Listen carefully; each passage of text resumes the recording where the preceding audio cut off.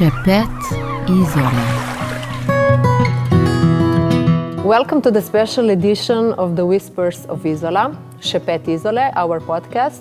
Today we are live from the Orange Wine Festival, an international festival that celebrates maceration. What is that? We will let you know very, very soon.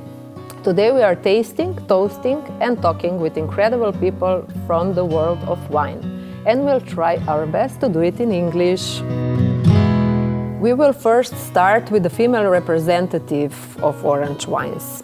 Baia and Gvanca are two sisters bringing new energy to traditional Georgian winemaking. They work with Qvervi, ancient clay vessels, and run their family winery in western Georgia. In a country often seen as the home of orange wine, they are showing how powerful and joyful women in wine can be. And Gvanca is already here with us. Welcome. Thank you so much for having us here, guys. How are you feeling in Izola and in the festival in general at the moment? It is great, so nice. We just came yesterday here and it feels so good to be in such a beautiful place. We had very nice sunshine yesterday. And today also seems like good. Yeah, the sun just came up for the event, I think. Yeah. Okay, good. So you come from Georgia. For Georgia, they say is the home place of orange wine, right? Thank you, yeah. Yes, do you agree with that? And how do you feel? You feel like you need to carry this tradition into the future? Yeah, exactly. I mean, we love to say that Georgia is the birthplace of wine. We feel so proud when we are talking about that. But, for us as winemakers, one of the philosophy behind our work is that we feel kind of like the part of this big chain to connect our past and the future to each other.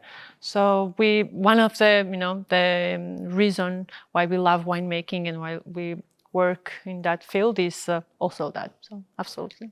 Oh, great. Before in the introduction, we mentioned the Qvervi method. I don't know if I pronounced it correctly. What does it mean, actually? So Qvervi is this beautiful clay jar, which is buried inside the ground. In 2015, there was this big discovery in Georgia where they found 8,000 years old Qvevris. And that is so far the oldest, the fact what we know about the winemaking history. So that's why we say that Georgia is the birthplace of wine. It's very interesting jar also to work with as a winemaker's perspective. I'm talking now because of it's buried inside the ground, you have there more or less temperature stability, which is very, very beneficial for us during fermentation process, and also for wine aging. It keeps temperature pretty low, and the wines are pretty stable there. Ah, that's nice. Which wine should people try this year at the festival? Which wine are you the most proud of this year? All of them are our babies, so we it's so hard to put the one of them in front. But I really like Tsolik Auri because I think it really talks about our terroir, and that's very the local indigenous grapes coming from Imreti. So if someone wants to have a glass of that, we have to come later on and Absolutely. try it. And how does it feel to be a woman in the winemaking business in Georgia or in general for you? Good personally? question. So, answer about that question can be the both. It's pretty easy, but it's also sometimes tough. In Georgia, the people are really very nice. The winemakers, they have a very nice community. So when my sister started winemaking, she was 19. And, the winemakers, they opened the door for her and they teach her lots of things and etc. But at the same time, there is, of course, some other challenges what we face as a woman in the wine industry, for sure. But, sometimes I tell to my sister and myself that it's much more easier to close your eyes, forget who you are, forget your gender. If you love what you are doing, you can do that. And we take that work like that. For us, there is no gender when we produce wines. So either people will like it or not, our wines. But yeah, if you want to survive, then that's the way, a good philosophy, I think. Is winemaking a long tradition in your family? Well, that was my big grandparents. They had always vineyards. Then my grandparents, they were more into the wine. My parents, for them, because they have a full-time job in a school, and for them it was kind of like more hobby. And then my sister took over my grandparents' vineyards. And that's a nice story, actually. Very nice. And what would you say to someone who is trying Georgian wine for the first time? It's unique. It's behind there is like this deep culture of winemaking, and I hope they will enjoy. It's worth to try. But does it differ from other wines? What do you think for someone who yeah. has never tried it? Yeah, because it's quite different since we are using skinks also there. It really brings like different understanding to the wine. Plus, in Georgia, 99% of production are based on local grape varieties. So it would be interesting to try maybe. That's nice. Now for the end, I would like you to complete one sentence, and this is: orange wine made me do. Orange wine make me free, I would say. Oh, that's so nice. And generally, the winemaking, because for us, when we are producing wines, we always have this orange wine style, and it's really big freedom, because when you do wine, you really, honestly, you really forget about your gender or who you are, or you just have this passion and you do it. And that is very nice. And another one. To me, Izola tastes like... Sea. Oh. It's so nice here. I will be definitely back. So we really with my sister. It's a very nice place. Okay, before we finish, another question. Is it possible to buy your wine in Slovenia somewhere? Not yet, okay. But fingers crossed. Who knows? Okay, hopefully soon. Thank you very much. Thanks a lot for having us here. Thank you. Raffaele Bonivento lives where wine meets food. He helps orange wines find their way to top restaurants and loves discovering the perfect match between a bottle and a dish. If anyone knows how orange wines behave at the table, it's him. Raffaele is also a wine distributor who collaborated with Visit Izola previously, right? We've met each other on the excursion you prepared for us. And you've also been a part of the project that promotes Venetian culinary, right? Am I right? I am. So it was a pleasure, my pleasure. We are very happy to see you again. Raffaele also hosts a masterclass today, right? They say. They say so. Okay. So, welcome, Raffaele. Thank you very much. I must say you weren't into wine since always, right? Yeah, it is as a business, it is 11 years. As a passion, it is 25, maybe 30 years. But before it became a real business, that was 2014 when I set up and I started Matej, my company. I was involved in any way in the natural wine revolution in Italy. I was one of the founders of the movement and of the first shows, the first salon tastings and so on. And how come you somehow changed this passion into the business? Was it difficult? It was a need. So at the beginning, wine was the dimension where I used to escape to restore myself after a week of working, And as I understood that there was something really great happening in the wine world, that is, I call it the natural wine revolution. I understood that there was going to open some new ways. So in 2013, I started thinking to start something little. And 2014 we started Matej, and then it started not to be my real job, but to be my second job. But after 6 months, 1 year, I understood there was some possibility and some options, and it was so amazing, funny, that I decided to switch to this new life and to quit with my previous one. And you are enjoying this new life up until today? Yeah, of course. And when it becomes, huge and complicated to manage and so on, it becomes work and work and work. So when it is work, it's not always, a dream. But I prefer to work in the wine business, of course. Before I was managing companies in fashion and food and shoes business for top Very fashion different. companies before sports. Ah, interesting, but quite different.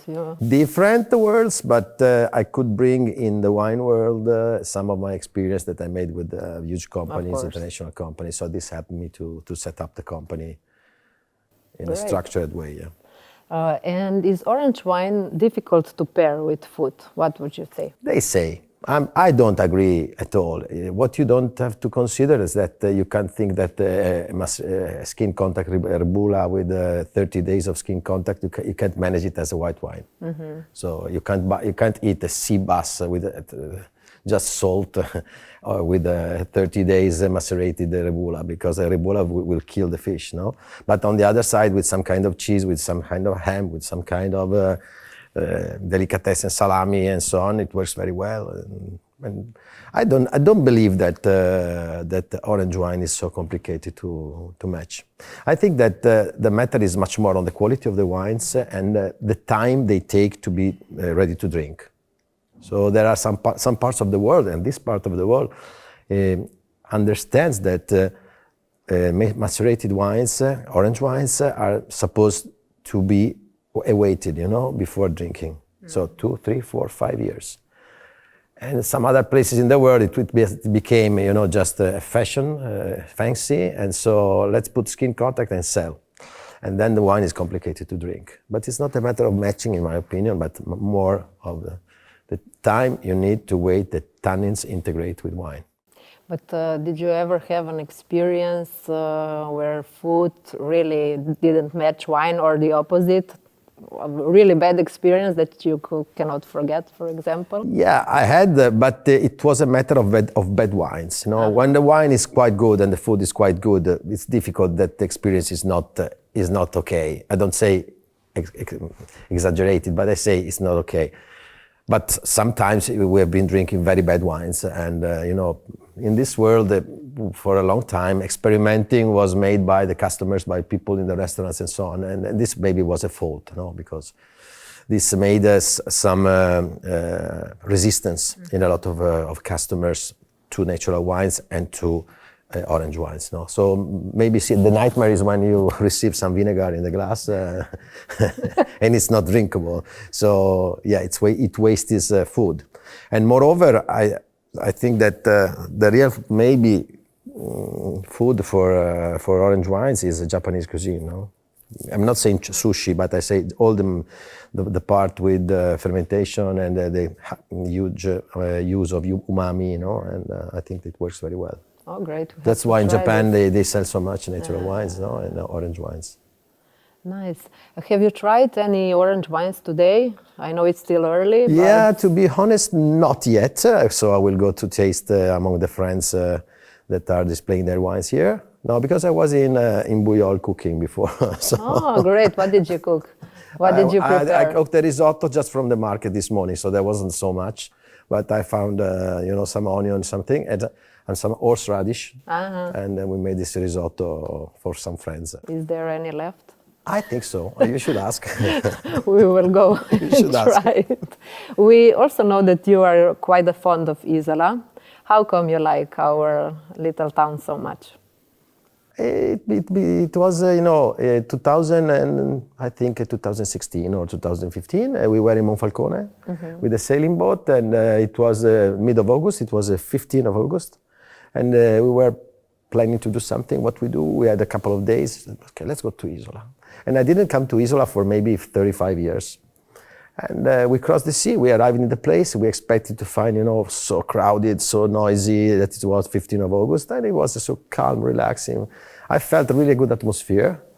And so this, plus, it became an immediate feeling with the guys from Manzioli. And so something started with them. And then the connection with Venice and so many things that now I brought my boat to the marina here, and I live in Isola from Friday to Sunday. So you are like an Isolan, huh? Almost. Almost cooking at Buyol. I think almost. you are here already.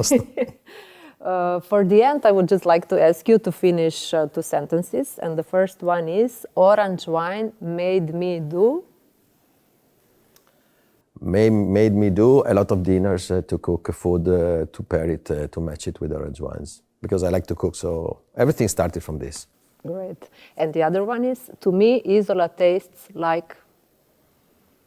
Like freedom. Oh, It's that's freedom, nice. you know? Yeah, because I really leave everything in Italy, you know? I cross the border and I'm in a different world, you know? So this for me is freedom and wellness. Wellness, maybe. Freedom and wellness. Thank you very much. Please just tell us, the masterclass you are hosting today is about what? I'm really not sure about that. Huh?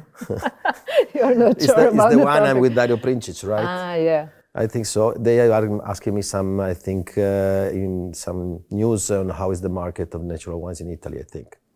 Okay. This is- Thank you very much. Have a welcome. lovely day My at the pleasure. Orange Wine Festival and see you in Izola. Thank you so much. Grazie.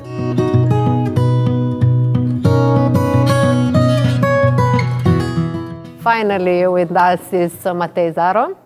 Matej is Luca's twin brother, but if you don't know who Luca is, I think you need to hop on to one of the later episodes. Matej is also the driving force behind the Orange Wine Festival and, let's say, the face behind the brand Zaro Wines. Matej, we are very happy that you joined us, that you took a few moments, because we know it's a busy day for you today. So welcome. Thank you very much. It's a great pleasure. We've talked a lot about orange wines already, but maybe we didn't explain what orange wine actually is. Maybe just shortly for those who don't know what this type of wine is. Yeah, it's basically a white wine that is produced like a red. So we basically, very simple, pick up a white grape. We don't squeeze immediately the juice out, but we leave the juice that will ferment, that will from juice become our wine, in contact with the skins. So if those skins, usually those grapes, are produced in a sustainable way, we can call it like either organic or biodynamic or natural if you want. Usually we can leave the juice while fermenting in contact with the skins, and from the skins, as for a red wine, with an orange, we basically extract flavors, tannins, etc., etc. So basically, you can understand that those wines are wider and fuller, usually on mouth and also on the nose, of course. Which wine that we can taste today, your wine at the Orange Wine Festival, you are most proud of? I'm proud of all of them. You know, it's very, very tricky, like to be put in a corner like that. But I must admit that my all-time favorite is always our Istrian Malvasia, because it's somehow reflecting who we are, but especially the beautiful territory where we are producing those grapes, and it really speaks for itself because it has a high minerality content, a beautiful salinity, and of course, you know, having those vineyards so close to the seaside and having a grape that is really expressing the variety and the terroir at the same time is a privilege. So I really like to work with Malvasia. Oh, we need to come and try it then. Why do you think Izola is perfect to be a venue for this kind of an event, besides that it's your hometown, of course? Wow, if I'm sincere, I think it happened like by chance, or when I go out right now, when I open the door and I step back on the square, I'm like, oh my God, what is happening? Everybody here, everybody that really counts in that world, you know, and every winemaker that put himself on the map, it's here, and they're really happy to join the Orange Wine Festival, to be here, and they are proudly presenting their wines to the crowd that is really maybe tourists or people that come here just for fun, and high professional profile that are coming from all over the world. We have people from the United States, we have people from China. And Izola, of course, it's a beautiful place because of the geostrategical position. Okay, we are in the middle of Europe, the closeness to Italy and to all other countries, Austria, Croatia, etc., etc., and of course because of his nature beauty. And I think that we have in Izola the things that I miss, and maybe also my colleagues out on the square, that they miss when we are traveling abroad. So we have safetiness, genuine people, great food, a beautiful ambience. You know, we can start talking with our history, our ancestors, the Venetian Republic, and so on and so on. We don't go back in decades or in centuries, but in thousands and thousands of years. So I think when you combine all those things together, you create a beautiful atmosphere and an even greater energy. And also the weather is always on your side, right? Yeah. It was raining like crazy in the morning and now the sun is shining. I think every year you are very lucky with the weather, right? We are, and we hope it will stay like that also in the next years. Yes. Okay, you're how right. many producers are joining you in Izola this year? Okay, so we know that basically the Orange Wine Festival was born in Izola approximately 13 to 14 years ago, and that's where we started because we just wanted to do a wine tasting. But then when we saw how many producers are working in the field, with sustainable agriculture, and how many of them are really producing orange wine, we decided that maybe a tasting won't be enough. Let's start with the festival, and that's how everything happened. We know that the Orange Wine Festival, it's basically divided in between three bigger events. So one is the Izola edition, the other one is the one in Vienna, and then we have an edition that we usually also organize at the Vinitaly in Verona, and then we have many different satellites. But you know, Izola is for us special.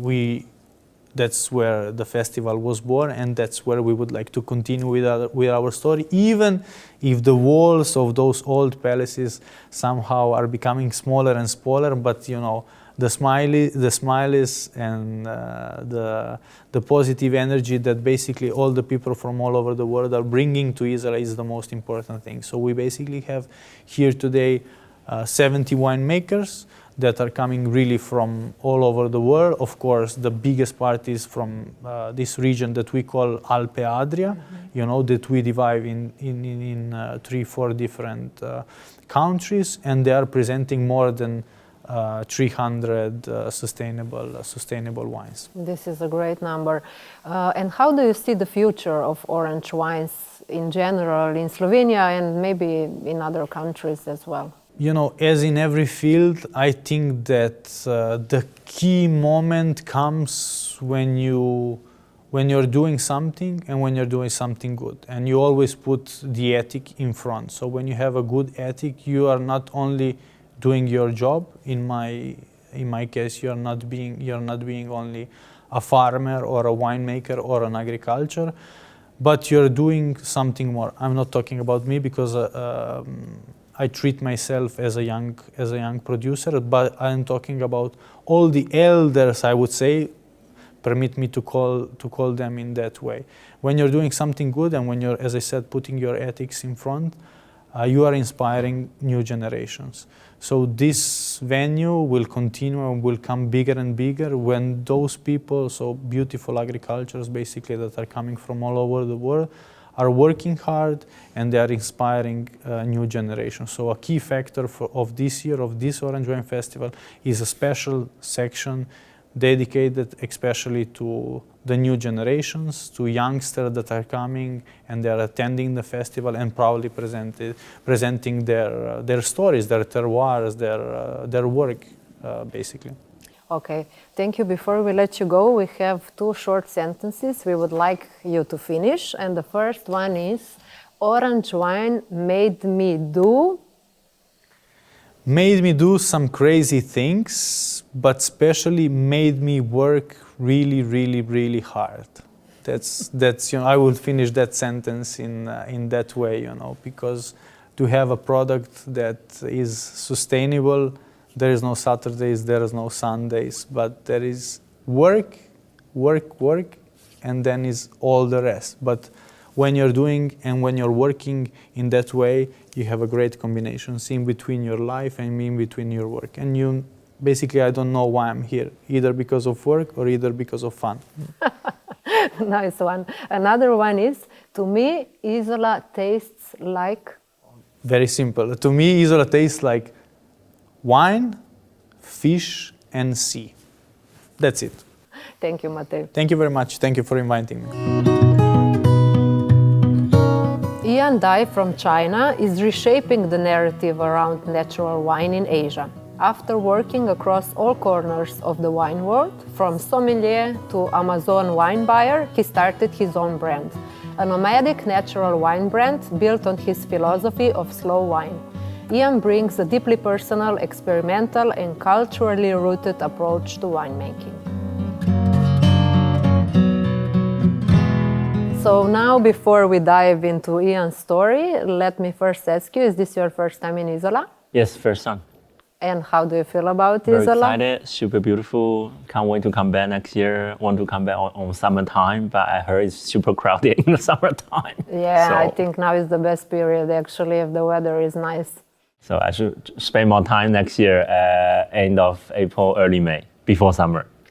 Great. How many wine producers have you met today during the festival? About 10 to 15. Oh, already? Southland I met in China already. Okay. And it's really nice to catch up with them. And my dear friend Simon recommended like a dozen of producers, so I check out half of them. Oh, that's nice. And you're also producing your own wine, right? Yes, that's right. And what was the moment when you said, okay, I need to make wine as well, because we know you did a lot of other stuff before. When was this moment when you decided to dive into this? This is a huge mistake to make wine. It's very difficult to, normally you take it over from your parents. So they already have the vineyard for you or the winery for you. But for me, I started from scratch. So it's a long process to build it little by little. But I think for me, the moment is I want to use the grape we have in China to make an expression of myself. So it's the moment I was teaching a class in Ningxia. Okay. Wineries here, vineyards there, it's just so close to me.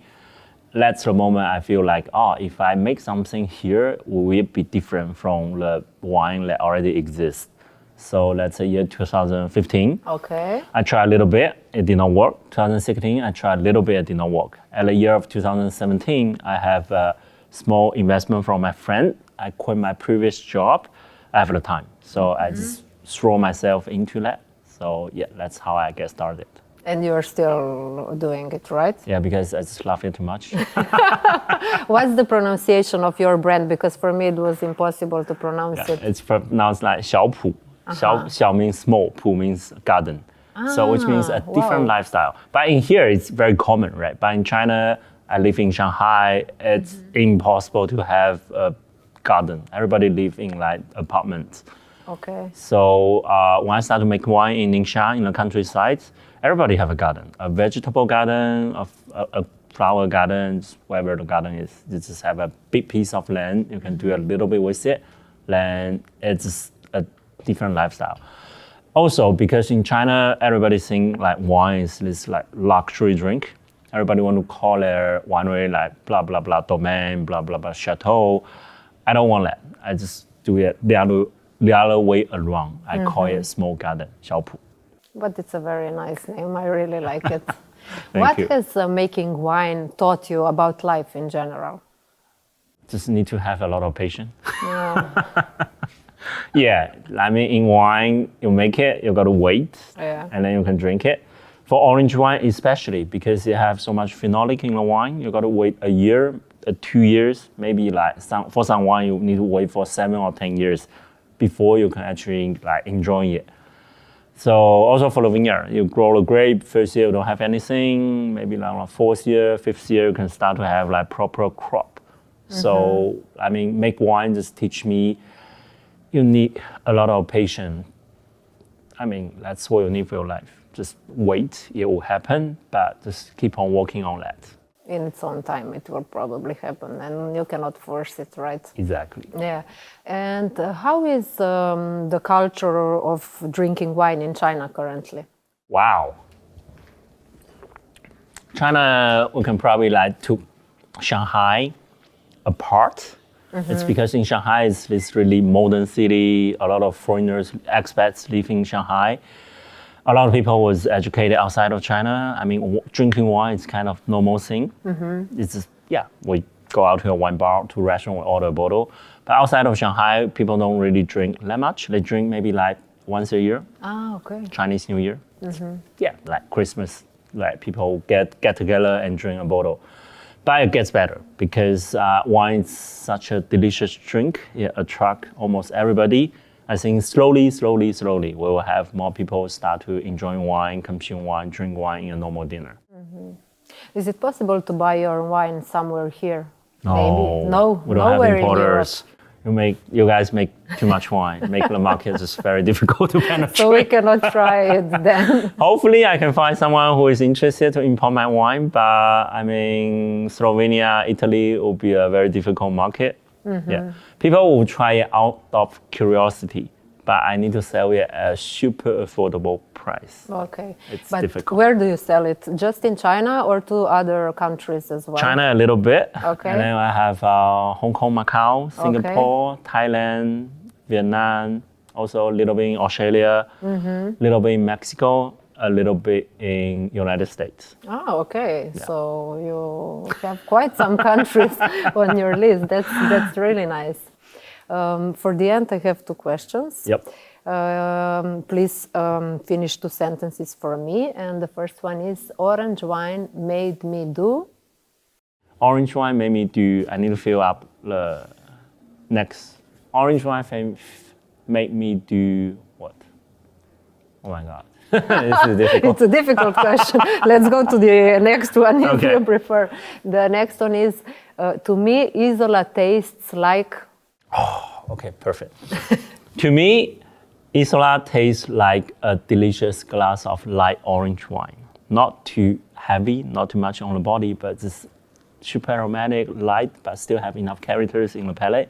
Still can lingering in your memory for a long period of time. Oh, great. That was a very nice one. Thank you very much. No worries. We wish you a nice day. Enjoy the you. tastings and networking, of course. Have a lovely day. Thank you. Thank you. Coming from the family where winemaking runs deep, Val Rojac is the next generation behind the legendary Rojac winery in Slovenia and Istria. While his father Uroš built a name on powerful, expressive wines and bold macerations, Val is now stepping into the world of wine with a fresh perspective. So we are really happy now to share one story from Slovenia and Istria. Hi, Val, how are you? Hello. I'm well. It's been a busy day for you already? Yeah, it's been a pretty busy day.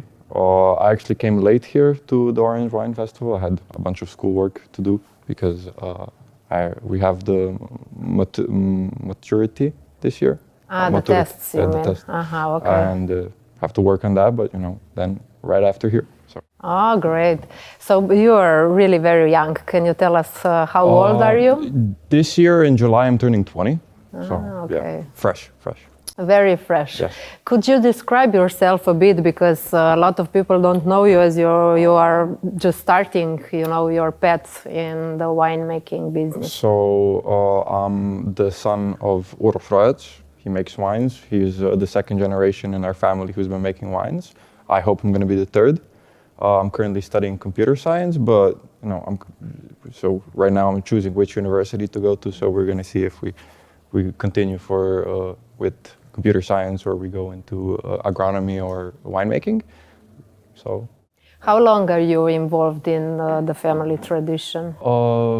I've been really trying to help out my dad as much as I can for the last 2 to 3 years. So yeah, I'd say 2-3 years that I've been focusing on helping out. That's nice. And how do you see yourself continuing the wine tradition of your family? Definitely learning as much as I can from my dad.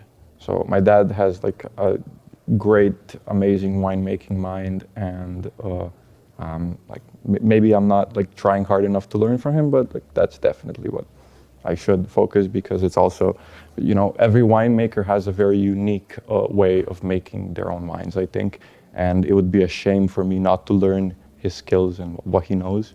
So yeah. That's nice.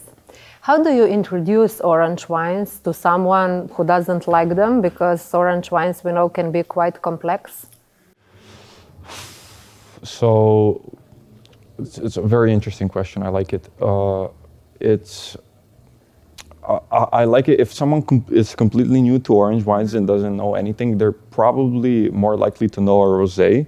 So I'm gonna explain that it's like the reverse of a rosé. So when you make a rosé, you know, you take the red grapes and you treat them like you would white grapes, and you turn it into a rosé. And then with orange wine, you take the white grapes and you treat them like you would red grapes, and you macerate them, and you get the orange wine. So for like explanation-wise, that's what I would say. But for properly like getting them to like enjoy it, it would be almost always to start with like a more fresh orange wine. And I don't mean like 3 days, 7, like a week of maceration, but like, for example, our Rojac, which is also like, both of our orange wines have 6 months of amphora of Qvevri, but it's like the year and a half of difference in the barrel time, which like in the oak time, that makes like the wine so different. And also, you know, have in one you have also Bianchera, which has lower sugars, and then it balances out the alcohol percentages, because Malvasia is very, very strong, very aromatic, and you're going to get a lot of alcohol just from Malvasia. So it would be like starting them in less of a like heavyweight orange wine, and it would like recommend something lighter, more fun maybe, because you know orange wines are very diverse. You got everything from very fun, very funky, to very intense. Yeah, they can be quite complex, right? Very complex ones, yeah. Which one would you, for example, which is your favorite this year? It's hard, I know. It's a hard question. I wouldn't want to say something mine, you know. Yeah. Okay. I love all of my wine. Of course, that's normal. But maybe in this period you prefer one a bit more? Or no? I'm thinking, I don't really have wines in like a tier list of like the ones I prefer, because it's very unreliable. They change year from year. So then I'm like, I like that year of that one more than like the previous year, and it just gets like, I get very confused. So it's like, I taste the wine and I'm like, I like it, I don't like it, and I focus on what I don't like and what I like about the wine. And then, because I'm still learning a lot, you know, I try to, you know, ask for the things I don't quite understand. So maybe there's some details I'm not getting about it, and maybe something I would need more to understand for me to enjoy it more correctly. But I think this is a lifelong journey. I think you will very much a lifelong journey. You will learn through your whole life in the winemaking. Yeah. Okay, another question is, what would you say to somebody as young as you who is thinking about maybe following the family tradition or deciding if they want to follow it or not? What would be your advice? If it's a family tradition, I would always recommend you don't have to make it your whole entire life, but always like stick with your family, always like get at least a bit involved in what they're doing, because you're gonna see it's gonna mean a lot to you. And 10 years, I know I'm gonna be happy that like I continued and like helping my dad out with winemaking. I'm not gonna regret it, I know I wouldn't. But if it's like, if you're deciding if you would like, from like a base background of nothing, if you would like to try winemaking or something, I'd say you should also give it a try. It's very fun. It's very fun to learn about wine and to get all the nuances in your head. And, Nice, nice.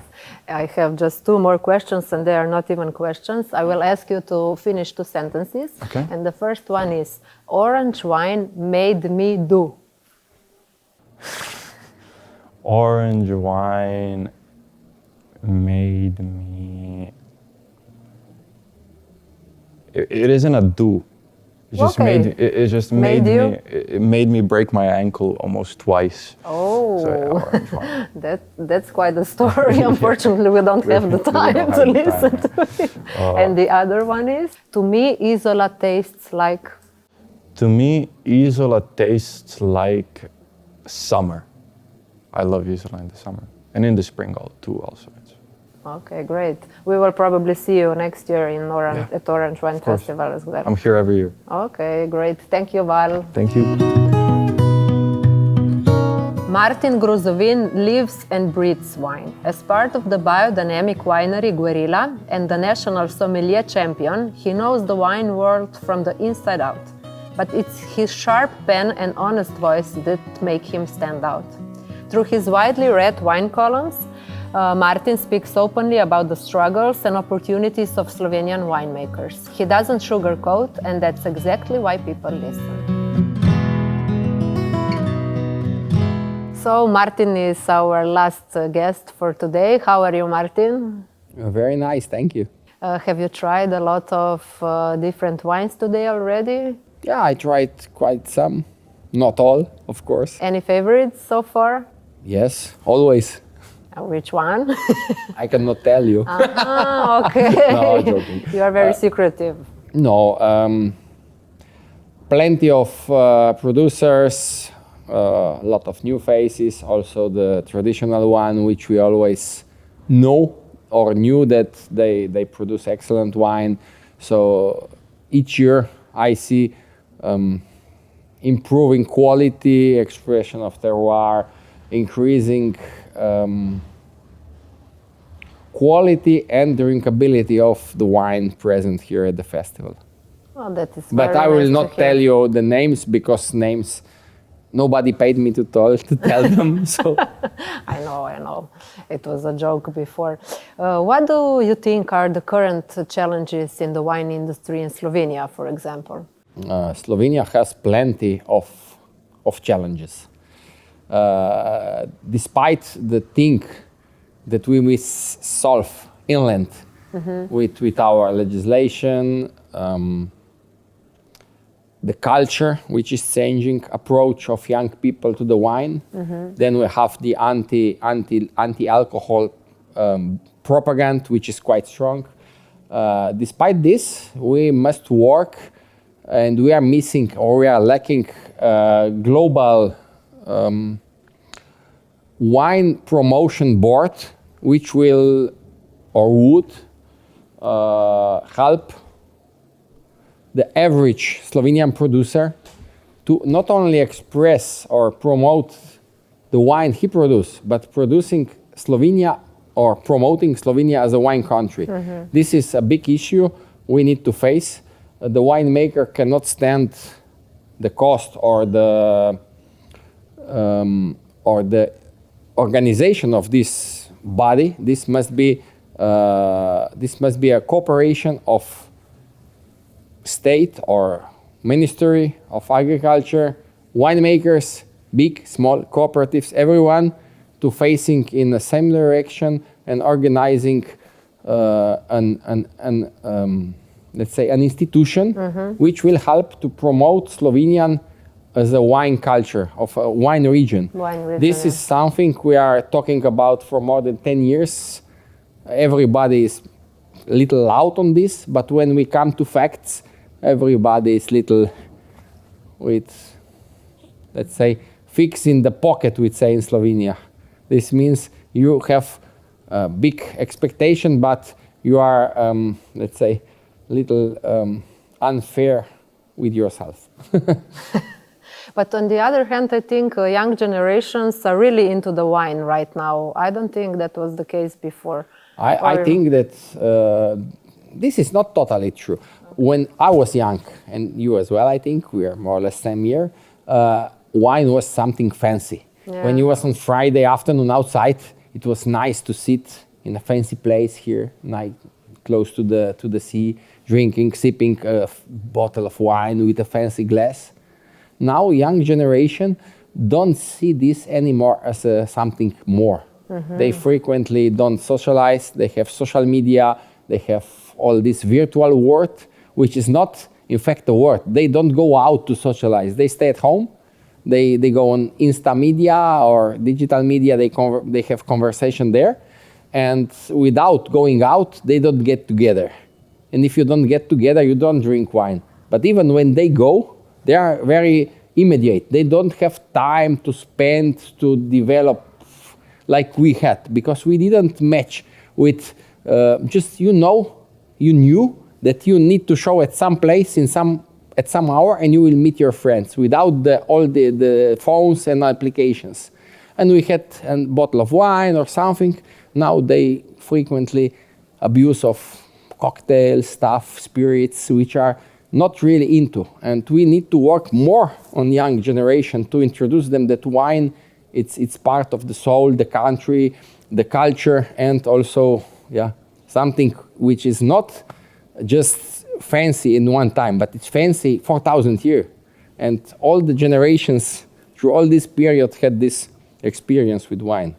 Yeah, but I think this is somehow changing, because I see a lot of young people attending events to be really interested in wines. For example, me personally, I wasn't really interested in wines. Okay. I just wanted to drink some alcohol. I didn't care what it was. And I think this is changing, actually, that they don't go out to get drunk, but to taste and enjoy. Yeah. And I think this is very good with a new generation, very positive.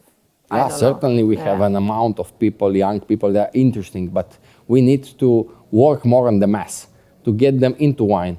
We have in Europe, I think, not only Slovenia, in general, all Europe has a problem with changing of culture. Mm-hmm. Changing of culture is coming because people are moving in Slovenia with other cultures. We have a lot of manpower which is demanded, and Slovenia doesn't have by itself this. And people is coming from other countries which don't have wine culture, or even they are not familiar with alcohols. So we having changing of culture without knowing that this is happening. We have increasing amount of people who have other traditions, other food, food and drink culture, which is not, it's without alcohol. Mm-hmm. That's true. And they have more children, they have quicker, growth than we, and they are imposing us their way of life without accepting our. This is maybe not, this is maybe too philosophical thing to talk about here, about the festival, but this is a serious thing happening in Europe. Not only, you must know that Slovenia and all the Europe is facing a not very positive moment in wine business. In Bordeaux this year, it was cut off 20,000 hectares of wine. This is one Slovenia from 3 years ago. Slovenia had 20,000 hectares of vineyards in 2020. And now we have 14, so it means that we lost 1/3. It's not every flower and smiles. We are facing dark period in wine business. Okay, so now let's be a bit more positive. Okay, no problem. Or maybe not, because the next question is, if orange wine was a person, how would you perceive it? As a rebel or as a traditional personality? How would you describe it? An orange person could be a rebel, could be someone who is going against the big masses, but at the same time is aware of his father or grandfather traditions. Yeah, that is a very good perspective, actually. And what do you think, that orange wine is just a trend that comes and goes, or it's something that will stick again somehow? Orange wine, it's a niche. It's a niche. It's a niche, and it will stay, but only on a small scale. There is people who like this and will drink it ever. There was a big mass. This was a movement which, due to the orange wine group, orange wine community, expanded, make famous Slovenia even outside. Mm-hmm. But at certain point, it's like everything. It reaches a top and then has a little down and up and down and up. And it's something that will always stay, but it will never raise a big amount of market. It will always stay on like a niche, and it will be continuing certainly, because it was present and it will be. So it's something that will be always present. And from a sommelier maybe point of view, how is the food pairing with the orange wines? Is it difficult, maybe too difficult or too complex, or not really? Not really. Each dish you can pair even with more complex wine. The expression orange when a sommelier make a pairing, it doesn't make it by a point of view of the wine, if it's just what is the color, but the taste, organoleptical taste. So you match the characteristic of the wine with the characteristic of the food. And organoleptically you discover what you would like to show, or to show the food or the wine, or to make a matching. And if you are looking for this, you go in every detail of the wine, from tannins, acidity, structure, body, and you always find the perfect pairing. So even orange wine is too generic word. Each wine has a particular taste, and it's kind of definition. When you make a pairing, you always look for that very, very precise taste that a wine has and match it with the food. And certainly, even the more complex or the lighter orange wines has perfect pairings. A too simple wine, which is not, which is a very technical wine. It's not a wine for a wine pairing.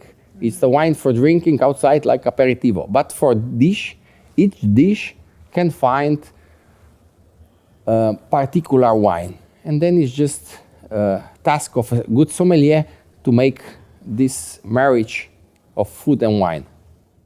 Nice. I have 2 more questions. They are not really questions. I would like to ask you to finish 2 sentences. And the first one is, orange wine made me do?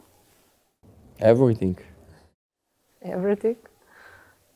Everything. Yeah. Okay. And the other is, to me, Izola tastes like? Seaside. Scampi and capesante. That's nice, that's nice. We are hungry already. It's been a long day. Thank you very much to being here with us. Thank you, Martin, and thank you all the viewers and listeners. This was a podcast, The Whispers of Izola, live from the Orange Wine Festival. Če želite slišati še več takih zgodb, se naročite na podcast Šepet Izole na Spotifyju, Apple podcastu ali pa na vaši najljubši platformi. Ne pozabite pustiti tudi ocene in seveda epizode deliti s prijatelji. Za konec pa še tole. Tale podcast je sofinanciran strani Turističnega združenja Izola in sredstvi javnega razpisa za sofinanciranje aktivnosti promocije turistične ponudbe vodilnih turističnih destinacij v Sloveniji v letu 2025. Hvala, da ste bili z nami, se slišimo v naslednji epizodi.